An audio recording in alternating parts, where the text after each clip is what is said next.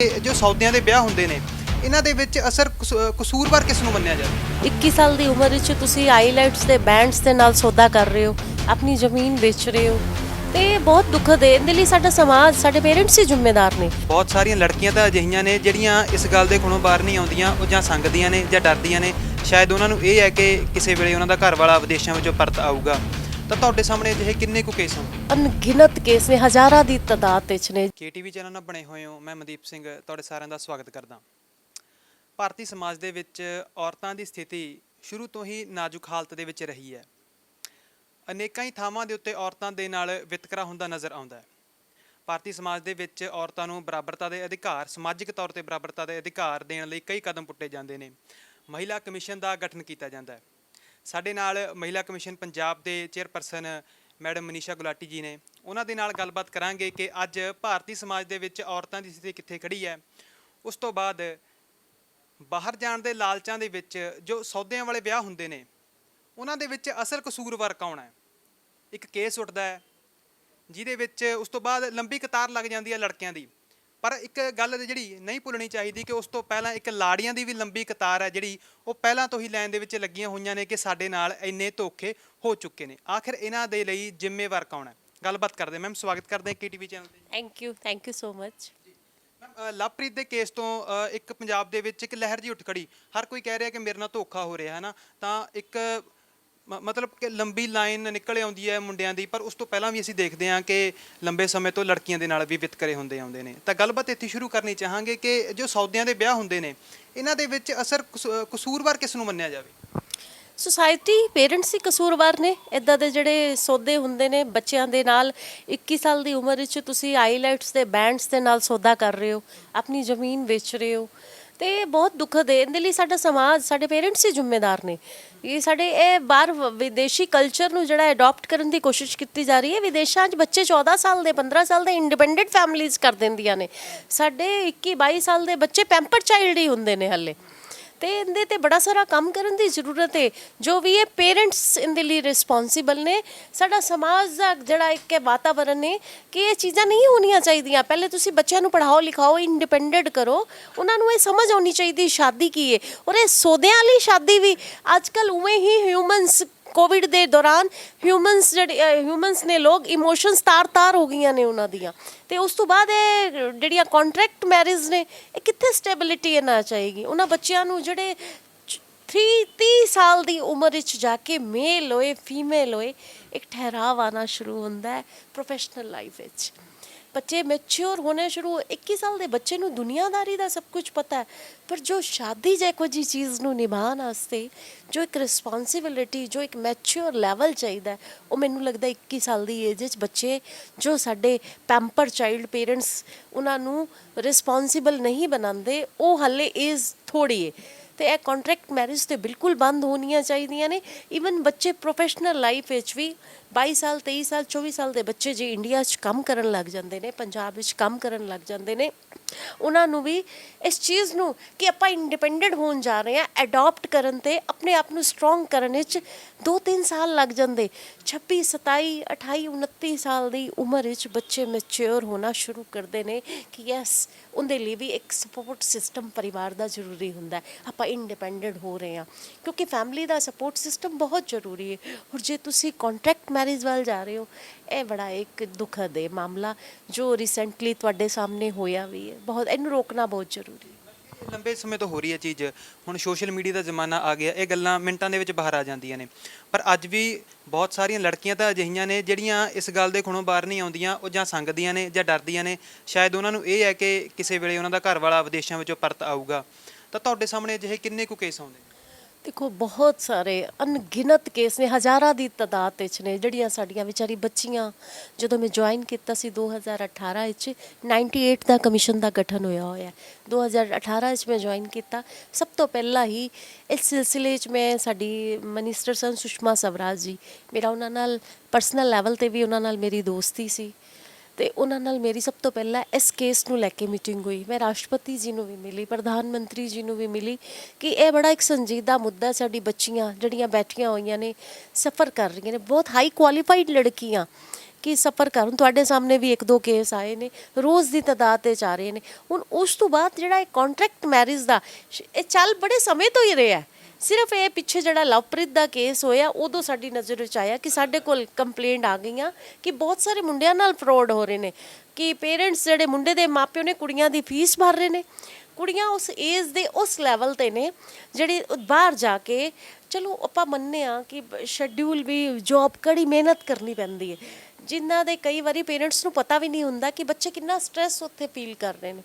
ਫਿਰ ਉਸ ਤੋਂ ਬਾਅਦ ਜਾ ਕੇ ਜਿਹੜੀਆਂ ਚੀਜ਼ਾਂ ਬੈਲੈਂਸ ਨਹੀਂ ਬੱਚੇ ਕਰ ਪਾਉਂਦੇ, ਜਾਂ ਉਹਨਾਂ ਦਾ ਜਿਹੜਾ ਇੱਕ ਉਧਰ ਵੀ ਬੱਚੇ ਆਪਸ ਵਿੱਚ ਦੋਸਤੀ ਹੋ ਜਾਂਦੀ ਉਹਨਾਂ ਦੀ, ਜਾਂ ਕਿਸੇ ਵੀ ਤਰ੍ਹਾਂ ਬੱਚੇ ਆਪਣੇ ਆਪ ਨੂੰ ਪ੍ਰਿਪੇਅਰ ਕਰਨ ਲਈ ਨਹੀਂ ਉਹ ਰਿਸਪੌਂਸ ਕਰ ਪਾਉਂਦੇ ਇੱਕ ਦੂਜੇ ਨੂੰ, ਤੇ ਉਹ ਚੀਜ਼ਾਂ ਖਰਾਬ ਹੋਣੀਆਂ ਸ਼ੁਰੂ ਹੋ ਜਾਂਦੀਆਂ ਨੇ। ਉਹ ਫਿਰ ਇਹੀ ਹੋਈ ਹੈ ਕਿ ਧੋਖਾ ਹੋ ਰਿਹਾ ਬੱਚਿਆਂ ਦੇ ਨਾਲ, ਕੁੜੀਆਂ ਮੁੰਡਿਆਂ ਨੂੰ ਰਿਸਪੌਂਡ ਨਹੀਂ ਕਰ ਰਹੀਆਂ।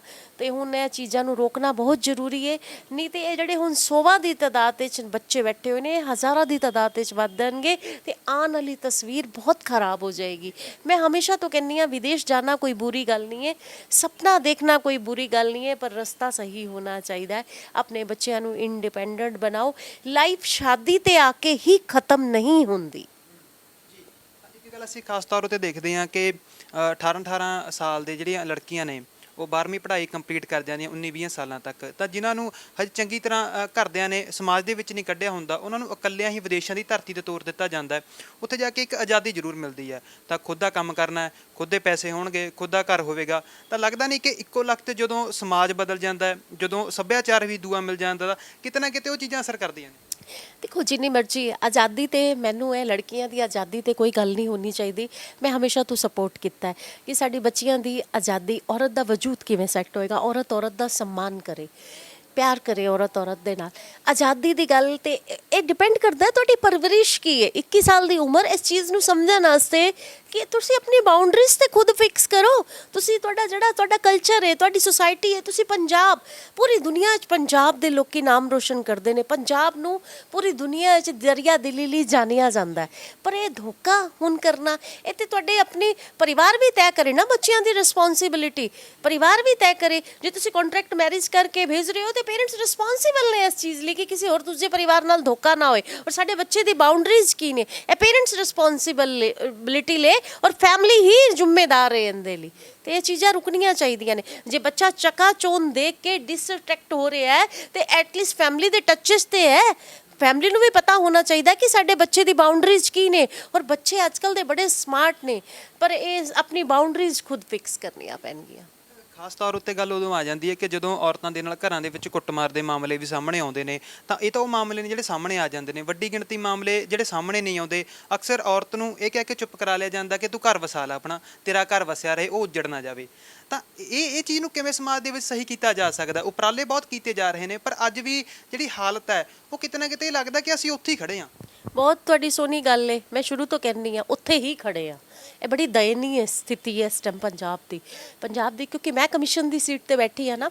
ਬਾਹਰ ਦੇ ਲੋਕਾਂ ਨੂੰ ਉਹ ਸਿਚੁਏਸ਼ਨ ਨਹੀਂ ਪਤਾ ਜੋ ਸਾਨੂੰ ਇੱਥੇ ਬੈਠ ਕੇ ਪਤਾ ਲੱਗ ਰਹੀ ਹੈ ਕਿ ਅੱਜ ਵੀ ਇੱਕ ਮਾਂ ਰੋਂਦੀ ਹੋਈ ਆਈ ਕਿ ਸਕੀ ਧੀ ਨੇ 76 ਲੱਖ ਰੁਪਇਆ ਧੋਖੇ ਨਾਲ ਮਾਂ ਤੋਂ ਕਢਾ ਕੇ ਆਪਣੇ ਅਕਾਊਂਟ 'ਚ ਲਾ ਲਿਆ, ਟ੍ਰਾਂਸਫਰ ਕਰਾ ਲਿਆ। ਤੇ ਮੁੰਡਾ ਦੀ ਡੈਥ ਹੋ ਚੁੱਕੀ ਹੈ। ਗੁਰਦੁਆਰੇ ਦੇ ਗ੍ਰੰਥੀ ਮੇਰੇ ਕੋਲ ਲੈ ਕੇ ਆਏ ਉਸ ਰੋਂਦੀ ਮਾਂ ਨੂੰ, ਔਰ ਉਹ ਮੇਰੇ ਅੱਗੇ ਰੋਈ ਜਾ ਰਹੇ ਸਨ ਕਿ ਤੇਰੇ ਨਾਲ ਇੱਕ ਫੋਟੋ ਖਿਚਾ ਲਾ। ਪਰ ਹਾਲੇ ਕਹਿੰਦੇ ਸੀ ਪੁਲਿਸ ਤਾਂ ਨਹੀਂ ਆਏਗੀ ਮੇਰੇ ਘਰ। ਪੋਤਰਿਆਂ ਨਾਲ ਇੰਨੀ ਕੁ ਅਟੈਚਮੈਂਟ ਹੈ, ਰਹਿ ਗੁਰਦੁਆਰੇ ਜਿਹੜੇ ਨੇ, ਪੋਤਰੇ ਰੱਖਣ ਨੂੰ ਤਿਆਰ ਨਹੀਂ, ਪਰ ਫਿਰ ਵੀ ਜਿਹੜਾ ਇੱਕ ਇਮੋਸ਼ਨਲ ਟੱਚ ਹੈ ਕਿ ਪੁਲਿਸ ਤਾਂ ਨਹੀਂ ਉਹਨਾਂ ਨੂੰ ਤੰਗ ਕਰੇਗੀ। ਤੇ ਇਹਨੂੰ ਮਾਂ ਕਹਿੰਦੇ ਨੇ, ਪਰ ਮੇਰਾ ਇਹ ਤਾਂ ਵੀ ਕੰਸਰਨ ਹੈ ਕਿ ਜੋ ਸਮਾਜ ਦੀ ਉਭਰਦੀ ਹੋਈ ਤਸਵੀਰ ਇਮੋਸ਼ਨਸ ਦੀ ਆ ਰਹੀ ਹੈ, ਜਦ ਤੱਕ ਔਰਤ ਦਾ सम्मान नहीं करेगी। ਸਰਕਾਰਾਂ ਆਪਣੇ ਪੱਧਰ ਤੇ ਜੋ ਮਰਜ਼ੀ ਕਰਦੀ, ਸਰਕਾਰਾਂ ਦਾ ਕੰਮ ਹੈ ਕਾਨੂੰਨ ਬਣਾਉਣਾ, ਕਾਨੂੰਨ ਤੋੜਨ ਵਾਲਿਆਂ ਨੂੰ ਸਜ਼ਾ ਦੇਣਾ। पर यह डिपेंड करता है कि सरकार किन्ना को अवेयर कर रही है, सरकार दा अपना रोल किन्ना को निभा रही है। ये साडी पंजाब दी जनता ही तय करती है। बट जिथे जनता दा रोल है समाजिक ताने बाने नूं ठीक करन दा, औरतां घर दी पिलर होंदियां ने। मेल कम्यूनिटी दा काम है बैलेंस करके रखना रिश्तियां नूं। माँ दा सम्मान माँ नूं दिओ, औरत दा सम्मान औरत नूं दिओ। जिहड़ी दूजा घर छड्ड के तुहाडे कोल आई हुंदी, औरत दा घर किहड़ा है? पेरेंट्स कह दिंदे ने तू पराए घर जाना है, पराए घर वाले कह दिंदे ने तू पराए घरों आई है, तू ਕੋਲ ਇੱਕ ਅਗਲੇ ਘਰੋਂ ਆਈ ਹੈ ਤੇ ਔਰਤ ਕਿੱਥੇ ਸਟੈਂਡ ਕਰਦੀ ਹੈ। ਸ਼ਾਦੀ ਪ੍ਰਾਇੋਰਟੀ ਨਾ ਹੋਏ, ਆਪਣੇ ਬੱਚਿਆਂ ਨੂੰ ਇੰਡੀਪੈਂਡੈਂਟ ਕਰੋ, ਪੈਰਾਂ ਤੇ ਖੜਾ ਕਰੋ ਔਰ ਬੈਲੈਂਸ ਕਰਨਾ ਬੱਚਿਆਂ ਨੂੰ ਆਉਣਾ ਚਾਹੀਦਾ। ਪਰ ਇਹਦੇ ਤੇ ਬਹੁਤ ਸਾਰਾ ਕੰਮ ਕਰਨ ਦੀ ਲੋੜ ਹੈ। ਹੁਣ ਸਾਨੂੰ ਵਿਦੇਸ਼ਾਂ 'ਚੋਂ ਬਹੁਤ ਸਾਰੇ ਲੋਕ ਜਿਹੜੇ ਆਪਣੇ ਸੰਸਕਾਰ ਨਹੀਂ ਭੁੱਲੇ, ਆਪਣੇ ਪੰਜਾਬ ਨੂੰ ਨਹੀਂ ਭੁੱਲੇ, ਆਪਣਾ ਰੋਲ ਨਿਭਾਉਣਾ ਚਾਹੁੰਦੇ ਨੇ, ਆਪਣਾ ਟਾਈਮ ਟੂ ਟਾਈਮ ਸਾਨੂੰ ਮੈਨੂੰ ਬੜੇ ਫੋਨ ਕਾਲ ਆਉਂਦੇ ਨੇ ਕਿ ਸਾਡਾ ਸਪੋਰਟ ਕੀ ਚਾਹੀਦਾ। ਮੈਨੂੰ ਸਿਰਫ ਪੰਜਾਬ ਦੇ ਬਾਹਰੋਂ ਗਏ ਜਿਹੜੇ ਜਿਨ੍ਹਾਂ ਦਾ ਹਾਲੇ ਵੀ ਆਪਣੀ ਧਰਤੀ ਲਈ ਆਪਣੀ ਉਹਨਾਂ ਦੀ ਰੂਹ ਇੱਥੇ ਵੇ ਜ਼ਰੂਰ ਸੈਟਲ ਹੋ ਚੁੱਕੇ ਨੇ, ਮੈਨੂੰ ਸਹਿਯੋਗ ਇਹੀ ਹੋਈ ਚਾਹੀਦਾ ਹੈ ਕਿ ਔਰਤ ਦਾ ਸਨਮਾਨ ਕਰੇ, ਆਪਣੇ ਘਰ 'ਚ ਬੈਲੈਂਸ ਕਰਕੇ ਰੱਖੋ ਔਰ ਜ਼ਰੂਰ ਸਮਾਜ ਦੀ ਇਸ ਸਥਿਤੀ ਨੂੰ ਇੰਪਰੂਵ ਕਰਨ ਲਈ ਆਪਣਾ ਯੋਗਦਾਨ। ਸੋਸ਼ਲ ਮੀਡੀਆ ਬਹੁਤ ਸਹਿਯੋਗ ਕਰ ਰਿਹਾ। ਹੁਣ ਤੁਹਾਨੂੰ ਵੀ ਜਿਹੜੇ ਸਾਡੇ ਬਾਹਰ ਵਿਦੇਸ਼ਾਂ 'ਚ ਲੋਕ ਬੈਠੇ ਨੇ, ਸਾਨੂੰ ਤੁਹਾਡੇ ਰਾਹੀਂ ਤੁਹਾਡੇ ਨਾਲ ਕਮਿਊਨੀਕੇਟ ਕਰਾਇਆ ਬਹੁਤ ਸਾਰੇ ਲੋਕ ਨੇ, ਤੇ ਜ਼ਰੂਰਤ ਹੈ ਬਸ ਇਹਦੇ 'ਤੇ ਧਿਆਨ ਦੇਣ ਦੀ, ਸਹਿਯੋਗ ਦੇਣ ਦੀ।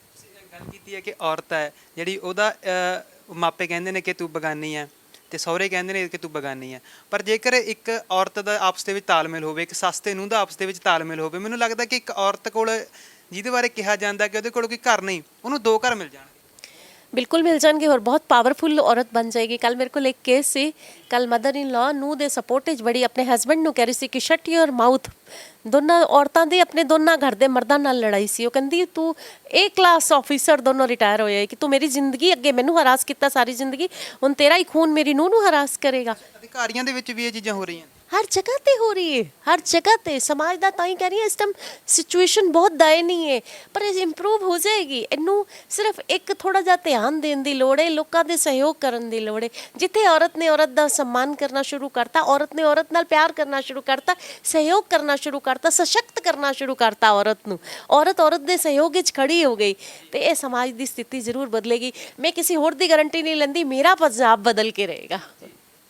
ਜਦੋਂ ਬਜ਼ੁਰਗ ਮਾਪਿਆਂ ਨੂੰ ਘਰੋਂ ਕੱਢ ਦਿੱਤਾ ਜਾਂਦਾ ਹੈ, ਅਕਸਰ ਲੋਕ ਨੇ ਜਿਹੜੇ ਉਹ ਇਲਜ਼ਾਮ ਲਗਾਉਂਦੇ ਨੇ ਘਰ ਦੀ ਔਰਤ ਦੇ ਉੱਤੇ ਕਿ ਬਗਾਨੀ ਧੀ ਆਈ ਹੈ। ਇਹ ਸ਼ਬਦ ਵਰਤਦੇ ਨੇ ਕਿ ਬਗਾਨੀ ਧੀ ਆਈ ਹੈ, ਇਸਨੇ ਘਰ ਦੇ ਵਿੱਚ ਪਾੜ ਪਾਤਾ। ਇਹ ਸਿੱਧੇ ਤੌਰ ਤੇ ਆਪਣੇ ਪਿੰਡਾਂ ਦੇ ਵਿੱਚ ਇਹ ਸ਼ਬਦ ਵਰਤੇ ਜਾਂਦੇ ਨੇ। ਤਾਂ ਇਹ ਚੀਜ਼ ਨੂੰ ਕਿਵੇਂ ਬਦਲਿਆ ਜਾ ਸਕਦਾ ਹੈ ਕਿ ਸਾਡੇ ਬਜ਼ੁਰਗਾਂ ਨੂੰ ਕੋਈ ਘਰੋਂ ਨਾ ਕੱਢੇ, ਜਿਹੜੇ ਬਿਰਧ ਆਸ਼ਰਮ ਨੇ ਉਹ ਪੰਜਾਬ ਦੇ ਵਿੱਚ ਖਤਮ ਹੋਣ? ਬਿਲਕੁਲ ਖਤਮ ਹੋਣ, ਪੰਜਾਬ ਦੀ ਜਨਤਾ ਚਾਹੇਗੀ ਔਰ ਸਹਿਯੋਗ ਕਰਨਗੇ ਲੋਕ ਤੇ ਖਤਮ ਹੋਣਗੇ। ਜੇ ਬੱਚੇ ਬੈਲੈਂਸ ਕਰਨਾ ਸ਼ੁਰੂ ਕਰ ਦੇਣਗੇ ਚੀਜ਼ਾਂ ਨੂੰ। ਸਭ ਤੋਂ ਪਹਿਲਾਂ ਤਾਂ ਇੱਕ ਇਹ ਚੀਜ਼ ਸੋਚਣੀ ਚਾਹੀਦੀ ਹੈ ਕਿ ਜਿਹੜੇ ਵਿਚਾਰੇ ਸਾਡੇ ਅੱਜ ਬਜ਼ੁਰਗ ਰੋ ਰਹੇ ਨੇ, ਜੋ ਵੀ ਪੇਰੈਂਟਸ ਦਾ ਐਟਲੀਸਟ ਬੱਚਿਆਂ ਦਾ ਹੀ ਹੈ। ਸਮ ਟਾਈਮ ਮੈਂ ਪੇਰੈਂਟਸ ਨੂੰ ਵੀ ਪਾਰਸ਼ਲ ਹੁੰਦੇ ਦੇਖਿਆ।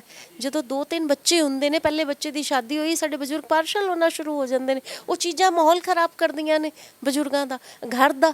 ਬਜ਼ੁਰਗਾਂ ਨਾਲ ਵੀ ਫਿਰ ਹਰਾਸਮੈਂਟ ਹੁੰਦੀ ਹੈ। ਤੇ ਆਪਣੇ ਰਾਈਟਸ ਨੂੰ, ਉਹਨਾਂ ਨੂੰ ਆਪਣੇ ਕਨਸਟੀਟਿਊਸ਼ਨਲ ਰਾਈਟਸ ਪਤਾ ਹੋਣੇ ਚਾਹੀਦੇ ਨੇ। ਜਿਸ ਦਿਨ ਸਾਡੇ ਸੀਨੀਅਰ ਸਿਟੀਜ਼ਨ ਨੂੰ ਆਪਣੇ ਕਨਸਟੀਟਿਊਸ਼ਨਲ ਰਾਈਟਸ ਦਾ ਪਤਾ ਹੋ ਗਿਆ, ਸਾਡੇ ਅਧਿਕਾਰ ਕੀ ਨੇ, ਮੁੰਡੇ ਬੈਲੈਂਸ ਕਰਨ ਲੱਗ ਗਏ, ਔਰਤ ਦਾ सम्मान ਕਰਨ ਲੱਗ ਗਈ, ਵਰਧ ਆਸ਼ਰਮ ਕੀ ਸਭ ਕੁਝ ਠੀਕ ਹੋ ਜਾਏਗਾ, ਵਰਧ ਆਸ਼ਰਮ ਵੀ ਬੰਦ ਹੋ ਜਾਣਗੇ। ਇੱਕ ਖਾਸ ਸਵਾਲ ਹੈ ਜਿਹੜਾ ਉਹ ਅਸੀਂ ਪੁੱਛਣਾ ਚਾਹੁੰਦੇ ਹਾਂ ਕਿ ਘਰ ਦੀ ਜਿਹੜੀ ਜ਼ਮੀਨ ਹੈ ਜਾਂ ਜੋ ਇੱਕ ਮਾਪਿਆਂ ਦੇ ਕੋਲ ਆਪਣੇ ਬੇਟੇ ਨੂੰ ਦੇਣ ਵਾਸਤੇ ਜੋ ਵੀ ਹੈ, ਉਹਦੇ ਵਿੱਚ ਘਰ ਦੀ ਬੇਟੀਆਂ ਨੂੰ ਅੱਜ ਕੱਲ੍ਹ ਕਿਹਾ ਜਾਂਦਾ ਕਿ ਹਿੱਸਾ ਕਾਨੂੰਨ ਨੇ ਤਾਂ ਅਧਿਕਾਰ ਦੇ ਦਿੱਤੇ ਨੇ, ਪਰ ਸਾਡਾ ਸਮਾਜ ਹਜੇ ਤੱਕ ਆਪਣੀ ਸੋਚ ਨੂੰ ਉਸ ਪੱਧਰ ਤੇ ਲੈ ਕੇ ਨਹੀਂ ਗਿਆ। ਤੁਹਾਡਾ ਕੀ ਮੰਨਣਾ ਹੈ ਕਿ ਇਦਾਂ ਅਧਿਕਾਰ ਦੇਣ ਦੇ ਨਾਲ ਰਿਸ਼ਤੇ ਸੁਖਾਵੇਂ ਹੁੰਦੇ ਨੇ? ਪਰ ਅਕਸਰ ਅਸੀਂ ਦੇਖਦੇ ਹਾਂ ਕਿ ਜਿੱਥੇ ਇੱਕ ਕੁੜੀ ਆਪਣੇ ਘਰ 'ਚੋਂ ਹਿੱਸਾ ਲੈ ਜਾਂਦੀ ਹੈ, ਭਾਈ ਮੁੜ ਕੇ ਉਹਦੇ ਨਾਲ ਕਦੇ ਵਰਤਦਾ ਹੀ ਨਹੀਂ। ਗਲਤ ਹੈ। ਔਰਤਾਂ ਨੂੰ ਸਨਮਾਨ ਦਾ ਅਧਿਕਾਰ, ਮੇਰਾ ਹਮੇਸ਼ਾ ਤੋਂ ਮੰਨਣਾ ਇਕੁਐਲਿਟੀ ਲਾਅ 'ਚ ਵੀ ਆਉਣੀ ਚਾਹੀਦੀ। ਔਰਤ ਔਰ ਮਰਦ ਨੂੰ ਸਮਾਨਤਾ ਦਾ ਅਧਿਕਾਰ ਮਿਲਣਾ ਚਾਹੀਦਾ ਕਾਨੂੰਨ ਵਿੱਚ ਵੀ। ਤੇ ਇਹ ਜੇ ਕਾਨੂੰਨ ਤੋਂ ਉੱਪਰ ਕੁਝ ਨਹੀਂ ਹੈ, ਜੇ ਇੱਕ ਕਾਨੂੰਨ ਬਣ ਚੁੱਕਾ ਹੈ ਕਿ ਬੇਟੀ ਨੂੰ ਵੀ ਬਰਾਬਰੀ ਦਾ ਅਧਿਕਾਰ ਦਿੱਤਾ ਜਾਏਗਾ, ਤੇ ਉਹਦੇ ਤੇ ਕੋਈ ਸਵਾਲ ਨਹੀਂ ਹੋਣਾ ਚਾਹੀਦਾ। ਇਹ ਗਲਤ ਹੈ। ਆਪਣੇ ਆਪ ਸਮਾਜ ਦੇ ਲੋਕਾਂ ਨੂੰ ਕਾਨੂੰਨ ਤੋਂ ਉੱਪਰ ਕੋਈ ਵੀ ਕੁਝ ਨਹੀਂ ਕਰ ਸਕਦਾ, ਤੇ ਠੀਕ ਹੋ ਜਾਣਗੀਆਂ ਇਹ ਵੀ ਚੀਜ਼ਾਂ। ਜੇ ਰਿਸਪੈਕਟ ਹੋਣ ਲੱਗ ਜਾਏਗੀ ਔਰਤ ਦੀ, ਮਰਦ ਔਰਤ ਨੂੰ ਜਿਸ ਦੀ ਕੋਖ ਤੋਂ ਜੰਨਿਆ ਹੈ, ਜਿਹੜੀ ਹੀ ਸ੍ਰਿਸ਼ਟੀ ਨੂੰ ਅੱਗੇ ਲੈ ਕੇ ਜਾ ਰਹੀ ਹੈ, सम्मान ਕਰਨ ਲੱਗ ਜਾਏਗਾ, ਰਿਸਪੈਕਟ ਦੇਣ ਲੱਗ ਜਾਣਗੇ, ਤੇ ਇਹ ਚੀਜ਼ਾਂ ਬਦਲਣਗੇ। ਡਾਕਟਰ ਭੀਮ ਰਾਓ ਅੰਬੇਦਕਰ ਜੀ ਨੇ ਵੀ ਕਿਹਾ ਸੀ ਕਿ ਭਾਵੇਂ ਦੁਨੀਆ ਦਾ ਸਭ ਤੋਂ ਤਕੜਾ ਸੰਵਿਧਾਨ ਬਣਾ ਲਈਏ ਜੋ ਕਿ ਭਾਰਤ ਨੇ ਬਣਾਇਆ, ਪਰ ਜੇਕਰ ਉਹਨੂੰ ਲਾਗੂ ਕਰਨ ਵਾਲੇ ਲੋਕ ਸਹੀ ਨਹੀਂ, ਤਾਂ ਕਿਤੇ ਨਾ ਕਿਤੇ ਅਸੀਂ ਜਿਹੜਾ ਸਮਾਜ ਉਹ ਸਿਰਜ ਨਹੀਂ ਸਕਾਂਗੇ। ਤਾਂ ਉਹੀ ਲੱਗਦਾ ਕਿ ਭਾਰਤ ਦੇ ਵਿੱਚ ਉਹੀ ਹੋ ਰਿਹਾ, ਸਮਾਜਿਕ ਪੱਧਰ ਤੇ ਅਸੀਂ ਉੱਠ ਨਹੀਂ ਰਹੇ। ਜੰਨੀ ਹੀ ਠੀਕ ਕਰੇਗੀ। ਇਸ ਚੀਜ਼ ਨੂੰ ਮੰਨਣ ਜਾਂ ਨਾ ਮੰਨਣ, ਔਰਤਾਂ ਦਾ ਐਕਟਿਵ ਪੋਲਿਟਿਕਸ ਵਿੱਚ ਆਉਣਾ ਬਹੁਤ ਜ਼ਰੂਰੀ ਹੈ। ਬਹੁਤ ਜ਼ਰੂਰੀ ਹੈ। ਮਨੀਸ਼ਾ ਗੁਲਾਟੀ ਖੁਦ ਕਦੀ ਚੁਣਾਵ ਨਹੀਂ ਲੜੇਗੀ, ਪਰ ਚਾਹੇਗੀ ਕਿ ਔਰਤਾਂ ਵੱਧ ਤੋਂ ਵੱਧ ਰਾਜਨੀਤੀ 'ਚ ਆਉਣ। ਜਿਸ ਦਿਨ ਇਸ ਦੇਸ਼ ਦੀ ਹੋਮ ਮਿਨਿਸਟਰ ਇੱਕ ਔਰਤ ਬਣ ਗਈ, ਬਹੁਤ ਚੇਂਜਿਸ ਆ ਜਾਣਗੀਆਂ। ਜੇ ਸਟਰੋਂਗ ਵੂਮਨ ਕੋਈ ਬਣ ਗਈ, ਕਾਨੂੰਨ ਵਿੱਚ ਸਟਰੋਂਗ, ਸੰਵਿਧਾਨ ਵਿੱਚ ਚੇਂਜਿਸ, ਜਿਹੜਾ ਹੁਣ ਰਾਈਟ ਟਾਈਮ ਹੈ ਸੰਵਿਧਾਨ ਵਿੱਚ ਚੇਂਜਿਸ ਕਰਨ ਦਾ, ਸਾਡੇ ਸੰਵਿਧਾਨ ਨੂੰ ਛੇੜਨ ਦਾ, ਕਿ ਕੁਝ ਸਟਰੋਂਗ ਕਾਨੂੰਨ ਔਰਤ ਲਈ। ਇਕੁਅਲ ਫੈਮਿਨਿਜ਼ਮ ਕੀ ਹੈ? ਫੈਮਿਨਿਜ਼ਮ ਦਾ ਮਤਲਬ ਇਹ ਔਰਤ ਔਰ ਮਰਦ ਨੂੰ ਸਮਾਨਤਾ ਦਾ ਅਧਿਕਾਰ ਮਿਲੇ।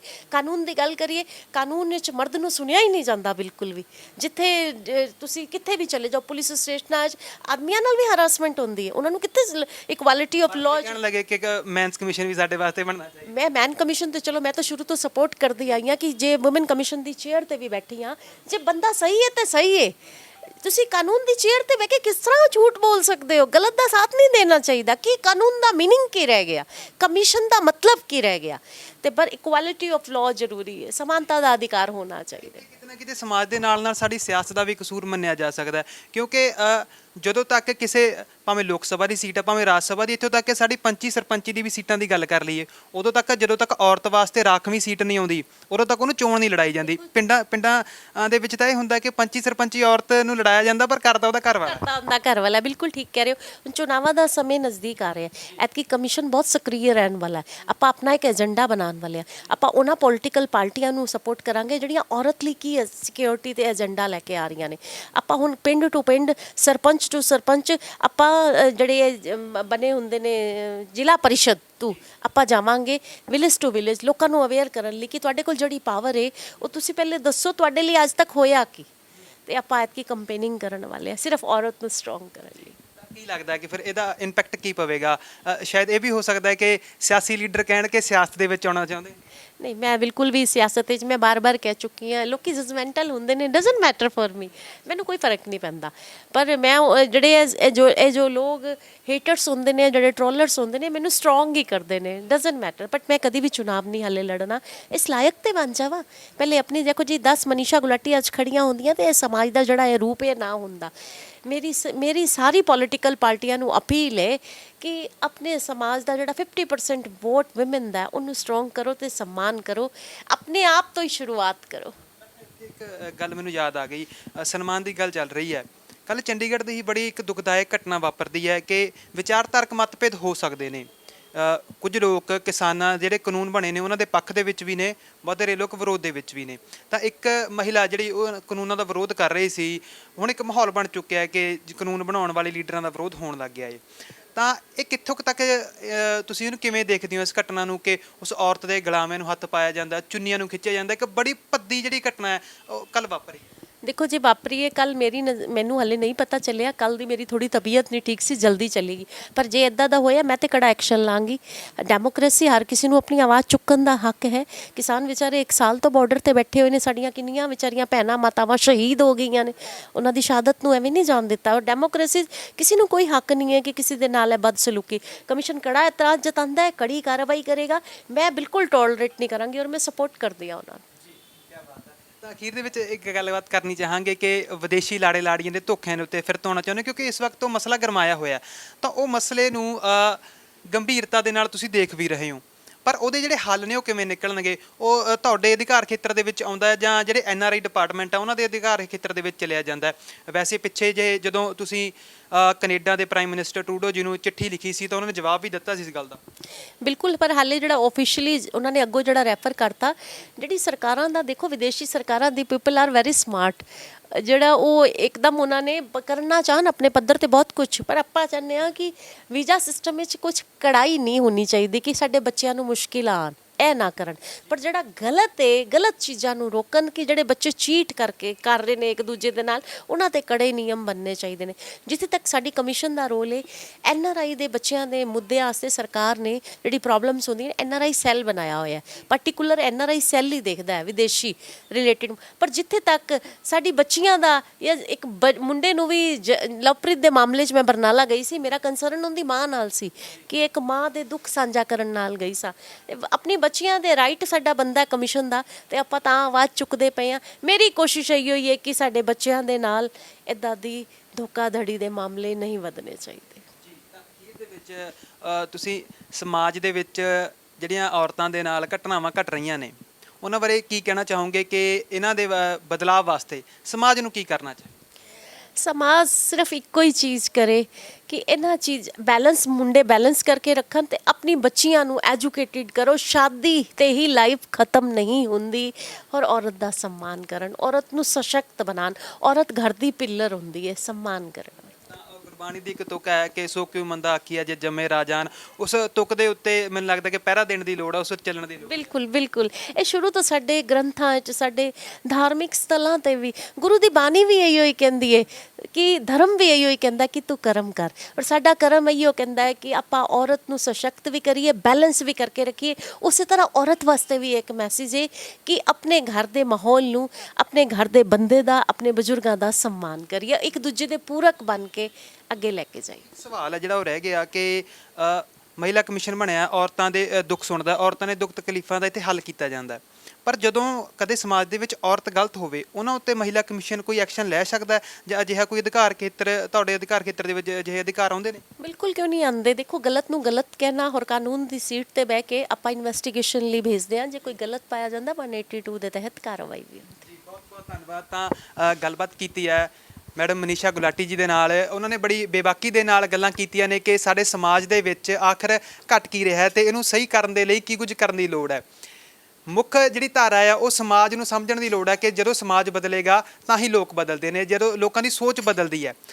ਕਾਨੂੰਨ ਬਣਦੇ ਨੇ, ਕਾਨੂੰਨ ਬਣ ਕੇ ਪਰ ਉਦੋਂ ਤੱਕ ਉਹਨਾਂ ਨੂੰ ਲਾਗੂ ਨਹੀਂ ਚੰਗੀ ਤਰ੍ਹਾਂ ਕੀਤਾ ਜਾ ਸਕਦਾ ਜਦੋਂ ਤੱਕ ਸਾਡੇ ਲੋਕ ਨੇ ਜਿਹੜੇ ਉਹ ਸਮਝਦਾਰ ਨਹੀਂ ਹੁੰਦੇ। ਬਣੇ ਰਹੋ KTV ਚੈਨਲ ਦੇ ਨਾਲ। ਕੈਮਰਾਮੈਨ ਸਹਿਯੋਗੀ ਅਲਜਿੰਦਰ ਦੇ ਨਾਲ ਮੈਨੂੰ ਮਨਦੀਪ ਸਿੰਘ ਨੂੰ ਦਿਓ ਇਜਾਜ਼ਤ। ਧੰਨਵਾਦ।